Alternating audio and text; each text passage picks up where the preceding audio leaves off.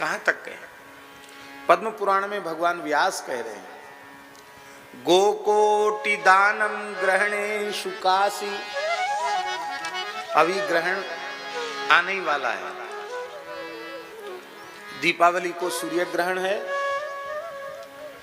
और कार्तिकी पूर्णिमा को, रास पूर्णिमा को चंद्र ग्रहण है। और ये बहुत लंबे समय के बाद एक ही पक्ष में दो ग्रहण पड़ रहे हैं, सूर्य ग्रहण और चंद्र ग्रहण। और ज्योतिष शास्त्र के अनुसार हमने ऐसा प्रामाणिक महापुरुषों से सुना है कि इस बार जो दोनों ग्रहणों का योग है वो हजारों वर्ष के बाद ऐसा ग्रहण, ऐसा योग पड़ा है। माने ऐसा समझिए कि भगवान के अवतार काल में ऐसा योग हुआ था, उसके बाद अब यह योग आया। हम तो भूल गए हैं। पूज्य रमण रीति वाले महाराज जी तो कई उदाहरण देके बता रहे थे कि ये इनमें विशेषताएं हैं। इन एक पक्ष में दो ग्रहण और दो ग्रहण में भी ये वैशिष्ट्य है। ग्रहण का काल अक्षय पुण्य काल होता है।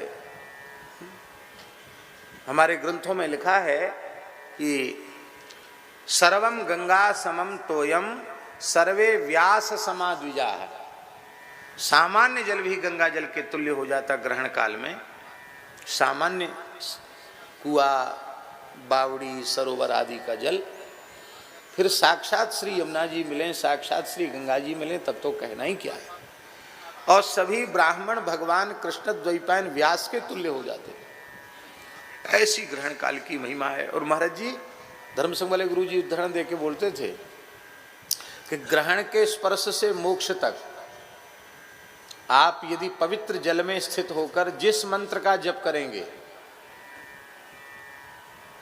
उस मंत्र का सविधि पुरस्कार संपन्न हो जाएगा। अब वर्तमान समय में सविधि कोई पुरस्कार संपन्न होवे, इसमें बड़ी कठिनाई है युग धर्म के कारण। तो कितना अद्भुत दुर्लभ क्षण भगवान के अनुग्रह से हम लोगों को प्राप्त हुआ कि स्पर्श से लेके मोक्ष तक सर्वथा मौन होकर के, पहले से ही आहार आदि का संयम करके, जिसमें बीच में शारीरिक वेग के कारण उठना न पड़े, और ग्रहण के स्पर्श से लेके मोक्ष तक। हाँ, शरीर के किसी में अस्वस्थता है और वो जल में बैठने में समर्थ नहीं, तो जल के निकट बैठ जाए, क्योंकि मूल तो बात है भगवान का स्मरण करना। और नहीं तो मंत्र अनुष्ठान की बात तो है ही है, नहीं तो दास तो यही करता है प्रायः। और स्थान में भी ये होता ही है। ग्रहण के स्पर्श से लेके मोक्ष तक सब बैठ जाओ, जिसको मंत्र जप करना हो वो करे, जब किसी को मनाही नहीं है। और बाकी जो लोग हैं सब बैठ करके महामंत्र का कीर्तन करें, स्पर्श से लेके मोक्ष तक। उठना ही नहीं, कोई दूसरा काम नहीं, महामंत्र का संकीर्तन करो। नास्य विधि रीति, तो महामंत्र का भी पुरस्कार हो जाएगा, और इससे बढ़िया और क्या है। तो इस प्रकार से जो मंत्र जप करने के अभिलाषी हैं वे मंत्र जप भी कर सकते हैं, साधन भी करना चाहिए। और नहीं तो कम से कम नाम संकीर्तन तो उस समय में करना ही चाहिए। तो ग्रहण काल की बड़ी महिमा है। चंद्र ग्रहण की विशेष महिमा काशी की है, और सूर्य ग्रहण की महिमा कुरुक्षेत्र की है। किंतु महाराज जी 12 पुराण में एक बात, इस बार मूल पारायण जो 12 पुराण का किया, उसमें एक बात बड़ी विलक्षण आई। 12 पुराण में भगवान यज्ञवाराह कह रहे हैं पृथ्वी देवी से कि अक्रूर तीर्थ पर, जहाँ मैंने अक्रूर जी को अपने ऐश्वर्यमय स्वरूप का दर्शन कराया, अक्रूर हृदय में, वहाँ कोई सूर्य ग्रहण के समय स्नान कर ले तो कुरुक्षेत्र में स्नान का जो पुण्य होता है उससे 1000 गुना पुण्य अक्रूर घाट पर यमुना जी में स्नान करने से हो जाता है। ये 12 पुराण में लिखा है। इसलिए हम कहते हैं कि भैया सूर्य ग्रहण के समय किसी का विशेष पुण्य लाभ की इच्छा हुए तो कहीं बाहर भगने की जरूरत नहीं है भीड़ भाड़ में। यहाँ अपने यमुना जी है ही हैं, अक्रूर घाट भी है, वहां अक्रूर तीर्थ में यमुना जी में स्नान किया जा सकता है।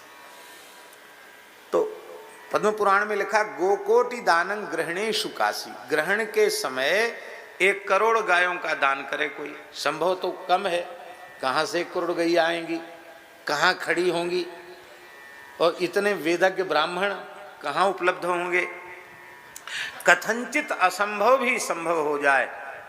गोकोटि दानं ग्रहणेषु काशी, काशी में 1 करोड़ गायों का दान सविधि कोई करे, वेदज्ञ पवित्र ब्राह्मणों को करे। और यज्ञायुतम, आयुत माने 10,000, 1-2 यज्ञ नहीं, 10,000 यज्ञ सविधि संपादित करे।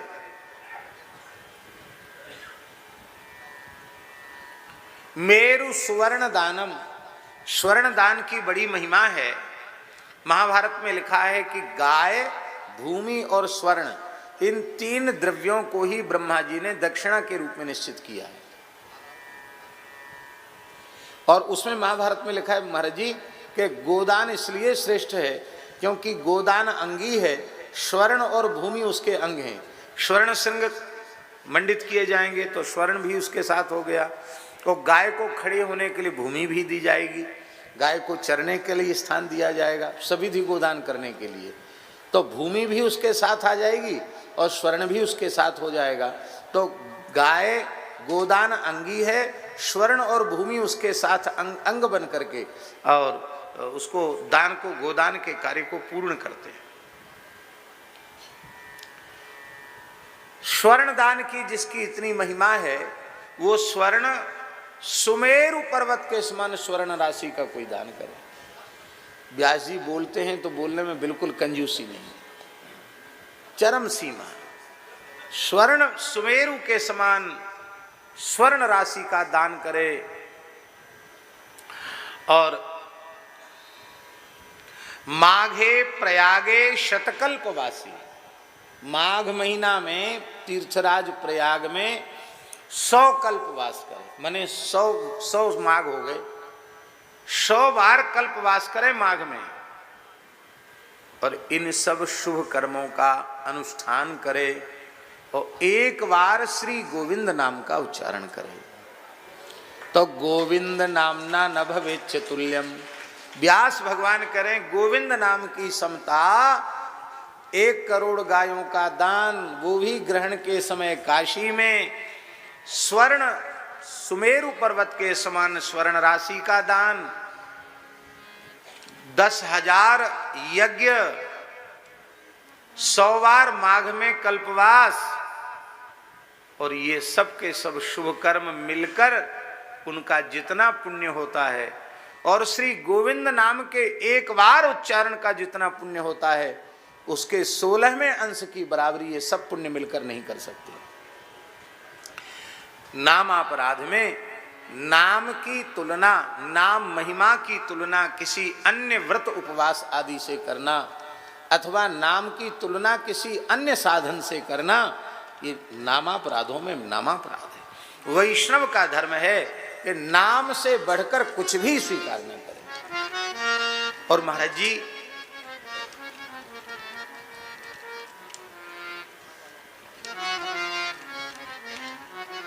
श्री गोपाल मंत्र में गोविंद नाम है, और नाम तो है ही, पर गोविंद नाम है उसमें विशेष रूप से। और गोविंद नाम भगवान को बहुत प्रिय है। 2 बार ऐसे श्लोक भागवत जी में आए हैं। एक तो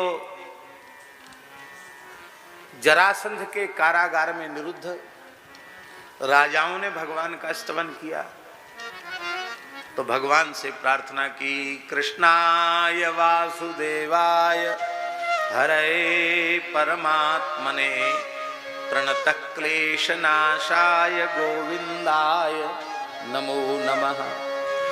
और महाराज जी ये इतना चमत्कारिक मंत्र है कि कैसा भी असाध्य कष्ट हो, संकट हो, और भाव पूर्वक इस मंत्र से तुलसी भगवान को अर्पित करो तो निश्चित समाधान होता है, इसमें संदेह नहीं है। लेकिन हमारे ब्रज के एक महान संत थे, पूज्य श्री गिरिराज जी वाले पंडित जी महाराज, पूज्य पंडित जी श्री गया प्रसाद जी महाराज। वो कहते थे ये लाला है, लाला को क्लेश नाश के लिए काहे को संकोच में डालो, पंडित जी महाराज कहते थे। इसलिए एकदम व्याकुल हो जाते थे, प्रणतः क्लेश नाश आए। क्लेश नाश की कामना मत करो, कोई इच्छा मत करो, लाल जी से कुछ मत करो, ये तो बस खेलें प्रसन्न रहें, इनते कछु कहो मत, ना अच्छी कामना की करो ना कोई दूसरी, कोई कामना मत रखो इनके सारे। तब क्या करें, यहां ऊपर आए, उधर यहां जाए सामने। तो कहते थे पंडित जी महाराज, किसी ने पूछा महाराज जी, किसी साधक ने, महाराज पंडित जी बहुत कष्ट है, किसी ने हमको बताया है कि ये करो। तो पंडित जी व्याकुल हो गए, नहीं नहीं, जिसने बताया है आप करना चाहो करो, पर हमसे पूछ रहे हो तो हम तो ये कहें केवल प्रणाम करो, बस कछु मत करो, ये सब कछु जानवे वाले हैं, कहवे की जरूरत कहाँ है। तो पंडित जी ने कहा जी हमसे पूछ रहे हो तो तुलसी तो चढ़ाओ, पर बोलो कृष्णाय वासुदेवाय देवकी नंदनाय च नंद गोप कुमाराय गोविंदाय नमो नमः। कुंती माता जो कह रही है, कोई कामना नहीं है इसमें, गोविंदाय नमो नमः। कितना सरल साधन है कि गोविंद नाम का केवल उच्चारण मात्र कर ले तो श्री ठाकुर जी प्रसन्न हो जाते हैं। बोलो श्री गोविंद भगवान।